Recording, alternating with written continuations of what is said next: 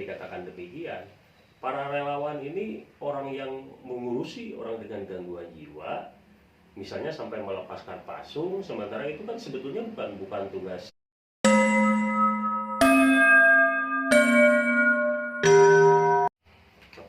Oke, assalamualaikum warahmatullahi wabarakatuh. Kembali lagi, saya Gilang Sidiklana. Jangan lupa like, share, and subscribe biar channel ini bisa lebih berkembang. Kita ngobrol-ngobrol sama masyarakat, seniman, pengusaha, dan lain-lain. Kita kupas tuntas. Oke, sekarang saya ini alhamdulillah berkesempatan bertemu dengan Abah Mulyadi. Siapakah sosok Abah Mulyadi? Silakan Bang, perkenalkan diri biar pada kenal. Assalamualaikum warahmatullahi wabarakatuh. Nama saya sendiri M.Y. Mulyadi. Seringkali dipanggil Abah gitu kan, karena nama Abah ini lebih familiar, lebih enak panggilannya. Iya, familiar identik ya. Jadi tidak hanya aula muda, anak-anak ataupun orang tua itu kalau dipanggil Abah itu ya lebih akrab, lebih akrab kan begitu. Betul. Gitu. Jadi ya selain sebagai pelaku seni itu kan Abah juga penggiat orang dengan gangguan jiwa. Kenapa misalnya bisa terlibat terhadap hal yang urusannya dengan persoalan gangguan jiwa? Ini menyangkut jiwa kemanusiaan kita juga. Yeah. Artinya setiap orang, setiap manusia itu Abah kira ada naluri ke sana kan gitu, bahwa misalnya begini, ketika kita melihat di jalan banyaknya psikotik jalanan yang seringkali ini di stigma bahasa di masyarakat ini orang gila kan begitu. Yeah. Sebetulnya orang gila itu sebenarnya bukan mereka para psikotik jalanan, bukan mereka orang dengan gangguan jiwa. Justru orang gila itu bisa dibilang para relawan. Mungkin Abah ini terbilang orang gila. Kenapa bisa dikatakan demikian? Para relawan ini orang yang mengurusi orang dengan gangguan jiwa, misalnya sampai melepaskan pasung, sementara itu kan sebetulnya bukan tugas kita sebagai masyarakat kan begitu. Iya, benar. Jadi ada hak manusia yang ini kita gali dikarenakan kenapa? Ada hak layak hidup untuk manusia, sedangkan hak layak hidup seorang manusia itu terbatasi oleh pasungnya. Pasung. Jadi dipasung kakinya, dia tinggal di situ, mau makan di situ, apa-apa di situ, itu hak layak hidupnya sudah tidak layak. Kalau misalkan kita melihat sangat prihatin ya, sangat prihatin lah. Ini yang memang harus kita angkat. Jadi kan salah satu permasalahan yang kompleks ya terhadap orang dengan gangguan jiwa ini sebetulnya kan banyak sekali kan. Hanya karena misalnya kita tidak respect terhadap mereka, kita kurang mencari tahu tentang permasalahan mereka, ya jadi seolah-olah tidak ada. Padahal itu banyak sekali. Misalnya beberapa contoh, kemarin Abah dengan para relawan kan bergerak ke daerah Cianjur Selatan misalnya. Itu di Cianjur Selatan beberapa pasien itu jauh sekali dari bukan, maksudnya jauh dari tempat yang anggaplah perawatan gitu kan. Jauh itu, sampai perjalanan itu jalan kaki saja hampir kurang lebih sekitar 5 kilo. Waduh, itu kita naik bukit, turun sampai ke bawah, naik lagi. Itu ada satu orang ini benar-benar dikucilkan sama masyarakat tersebut, termasuk sama keluarganya. Ini kan sudah memang tidak manusiawi. Nah, kita mendengar informasi dari Facebook kan, dari media sosial Facebook itu ada informasi katanya Kang, ini ada satu orang dikucilkan di daerah tersebut. Coba kita telusuri, kita datang ke sana, benar itu. Jadi satu orang sudah dikucilkan di sana, itu udah segala sesuatunya sudah di sana kan gitu. Punten misalnya buang air kan, bahkan udah di sana gitu. Kita orang normal kalau melihat itu sangat mengerikan. Dari jarak 2 meter saja sudah tercium, waduh, ini kalau kurang-kurangnya kita tidak punya mental sebagai seorang relawan yang memanusiakan manusia, ini sudah ini Bang Gilang, sudah mundur lagi gitu loh. Karena pada dasarnya kan itu harusnya menjadi tugas pemerintah kan begitu. Harusnya menjadi tugas pemerintah. Lalu di mana kerja pemerintah misalnya kalau kita melihat orang-orang seperti itu? Mohon maaf kata misalnya begini, para penjahat saja difasilitasi oleh pemerintah. Betul. Difasilitasi oleh pemerintah, ini para penjahat gitu loh. Sampai anggarannya gede, tidak sedikit kan, mereka dikasih makan di sana kan. Para Itu penjahat yang berjas dan berpangkat gitu ya. Ya penjahat itu kan banyak sekali macamnya Bang Gilang. Bisa para koruptor kan gitu, orang yang merugikan orang itu banyak sekali penjahat itu difasilitasi sama pemerintah. Sekarang kita melihat orang dengan gangguan jiwa, mana ada fasilitasnya dari pemerintah? Benar-benar. Ini ironis. Masalahnya kemanusiaan ya. Ini masalahnya lebih jelas. Kemanusiaan. Misalnya kalau kita melihat salah satu kata-kata bijak Mahatma Gandhi misalnya, hebatnya sebuah negara itu akan terlihat bagaimana memperlakukan binatangnya. Iya. Ini betapa seorang Mahatma Gandhi ini memberikan sebuah contoh yang real. Ketika sebuah negara misalnya sudah hebat dalam mengurusi binatangnya, apalagi mengurusi manusianya. Iya, kan betul begitu sekali. Ke binatang aja sangat menyayangi gitu ya. Apalagi mengurus manusianya. Betul, kan betul. Begitu. Ini betul. Ini saya ini fakta ini. Saya terjun langsung ke lapangan, menemukan beberapa kasus orang dengan gangguan itu dipasung itu sampai puluhan tahun. Ini di mana peran pemerintah kan begitu. Betul. Ini menarik. Jadi di sini tuh peranan Abah itu di sini dia tuh mempunyai satu wadah yayasan, yaitu Yayasan Ruhang Jiwa Insani. Itu khusus untuk menangani orang-orang yang dia tidak mendapatkan hak layak hidup. Ibaratnya dia yang ODGJ, dia yang dipasung, benar cabut pasung, dikembalikan agar bisa direhab, agar bisa dinormalkan kembali, diberikan pelatihan-pelatihan, hingga akhirnya dia bisa menjadi selayaknya ya manusia aja, bisa beraktivitas normal. Kita kembalikan lagi hak hidupnya. Betul gini Bang Gilang, kan ini juga Abah tuh tidak begitu saja kan membangun sebuah wadah lembaga yang namanya Yayasan Ruhang Jiwa Insani ini. Memang kita ngobrol dengan para relawan. Ketika misalnya pergerakan relawan ini secara individu misalnya kan ini sayang kan kalau tidak ada lembaga yang mewadahi itu. Betul. Akhirnya kita sepakat para relawan itu membuat sebuah yayasan. Ya alhamdulillah terbentuk Yayasan Ruhang Jiwa Insani di tahun 2019. Dan itu memang salah satu yayasan yang basisnya itu sosial Bang Gilang. Iya. Ini ya, luar biasa. Ini sosial, jadi benar-benar no profit.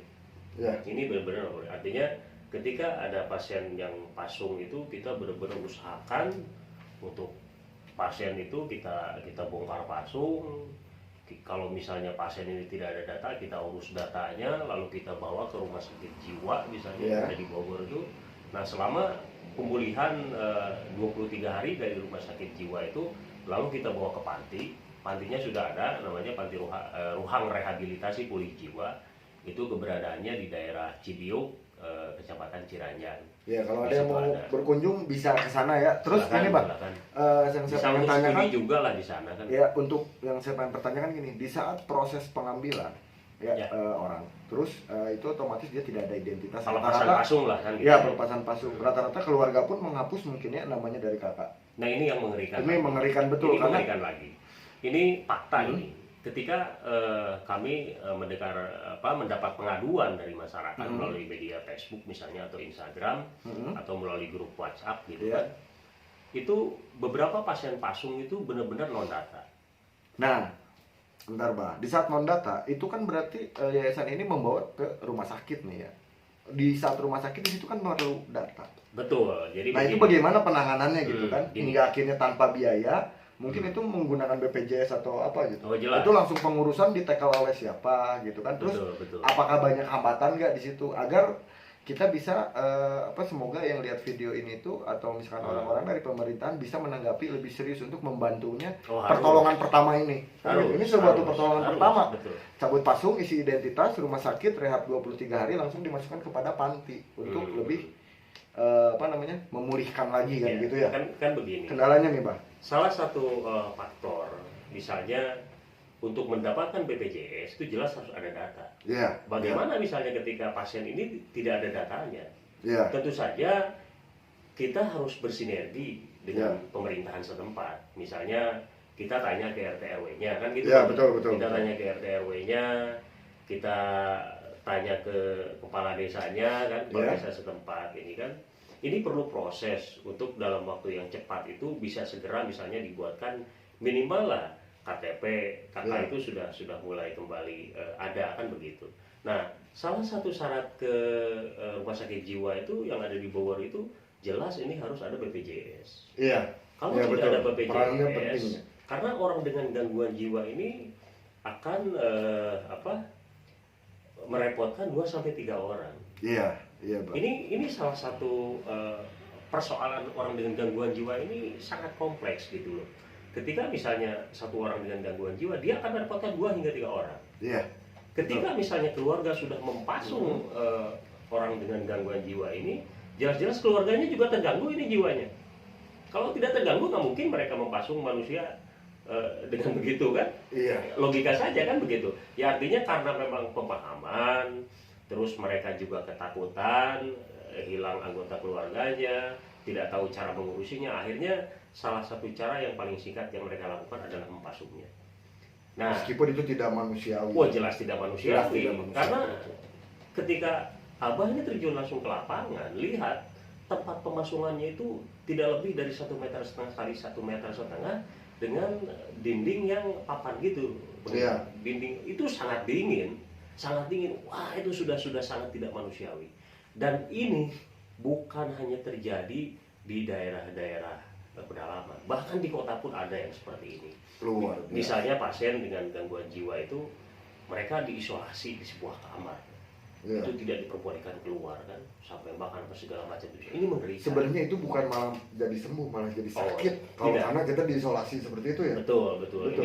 Ini bukan sebuah proses penyembuhan, ini cara singkat supaya mereka tidak terganggu. Iya. Keluarganya terutama kan begitu. Dan ini jelas sangat keliru. Nah, harusnya ini kan ada semacam idealnya begini Bang Gilang ya. Ini harus ada semacam sosialisasi dari pihak kapus misalnya. Kan di kapus itu ada yang namanya Keswa, petugas kesehatan jiwa. Ini harusnya intent dengan pemerintahan setempat, lurah lah kan gitu. Coba bikin penyuluhan terhadap masyarakat. Bagaimana misalnya cara mengantisipasi sejak dini ketika misalnya salah satu masyarakat ada yang karena gangguan jiwa, mengalami gangguan jiwa. Gangguan jiwa ini kan faktornya banyak sekali kan. Orang dengan gangguan jiwa ini faktornya sangat banyak sekali. Misalnya dari persoalan ekonomi, persoalan agama, kekerasan dalam rumah tangga, misalnya masalah pekerjaan, ini kompleks sekali. Nah ini saya kira perlu menjadi perhatian untuk semua manusia, terutama kan begitu. Nggak mungkin kita meminta perhatian sama jin misalnya kan begitu, itu sudah bukan ininya lagi. Ini perhatian seluruh manusia saya kira, dan kita harus menjadi relawan untuk semua manusia kan gitu. Jadi persoalan relawan ini bukan hanya apa saja Bang Gilang, termasuk Bang Gilang kan. Dengan keadaan seperti ini saja, ini sudah menjadi salah satu relawan kita untuk kita memberikan informasi yang bagus kan, minimal empati kemanusiaan kita terunggah kan. Jadi minimal gini, sama ya, di saat kita tahu minimal apa yang bisa kita kerjakan, apa yang bisa kita lakukan, satu, menginformasikan gitu kan. Paling tidak itu kita tidak tahu ini informasi kemana nih. Sekarang media sudah banyak, bisa lewat Facebook, bisa lewat apa, cari yayasan atau misalkan di mana yang dia sosialnya tinggi itu untuk bisa eksekusi itu orang, bawa dan diobati. Minimal menginformasikan, jangan kita seperti budaya barat lah, ibaratnya kita cuek gitu, kita nggak bisa seperti itu. Jadi kita minimal informasi lah, apa yang kita tahu kita informasikan lah, minimal itu bisa bermanfaat bagi orang lain. Karena sedikit informasi yang diberikan untuk orang itu sangat bermanfaat gitu kan, berfaedah. Sudah cuman menginformasikan itu kan tidak sulit. Kita lihat, oh ini di lingkungan kita ada nih orang terkena gangguan jiwa, dia diisolasi, dia gini, tergugah lah hati kita, informasikan lah. Kalau kan keluarganya tidak mau, karena mungkin takut malu, takut apa, tapi untuk kesehatan, karena diisolasi di rumah sendiri, apalagi sampai dipasung, itu bukan untuk menyembuhkan, malah semakin kan gitu loh. Ya. gitu ya. Mungkin itu ya Bah ya. Ya, Sama betul. ini Bah, minta ini apa? Pesannya apa? Terus agar semoga ada yang bisa lihat dari pemerintahan atau dari relawan-relawan yang lain informasi untuk penanganan ini gitu Bah. Ya. Pesannya kalau Bah. Yang Sebelum jelas kita closing ya. Ya, yang jelas kan begini. Stop stigma. Siapapun bisa terkena dengan gangguan jiwa. Bisa Anda, keluarga Anda, sahabat Anda, atau orang tua Anda. Mulailah respect mulai dari hari sekarang. Kalau tidak kita, siapa lagi? Kalau tidak sekarang, kapan lagi? Stop stigma, stop pasung. Mulailah memberikan informasi yang positif. Jauhi kekerasan, jauhi narkoba, jauhi drug. Karena ini akan membantu menjadi masalah terhadap otak Anda. Persoalan drug, persoalan narkoba ini, orang akan cepat sekali terganggu masalah otak, masalah kejiwaannya. Saya kira itu penjelasan yang bisa disampaikan gitu. Terima kasih, ini Abah ya, Abah Mulyadi. Semoga informasi ini bisa bermanfaat untuk semuanya. Amin, amin. Semoga nanti kita bantu, kita sama-sama sebarluaskan informasi ini agar orang lain tergugah, gitu ya. Amin, amin, Gitu. amin. Kalau begitu kita tutup aja. Bah, 1, 2, 3, gaskeun bray. Oke? Oke. 1, 2, 3, Gaskeun, gaskeun bray.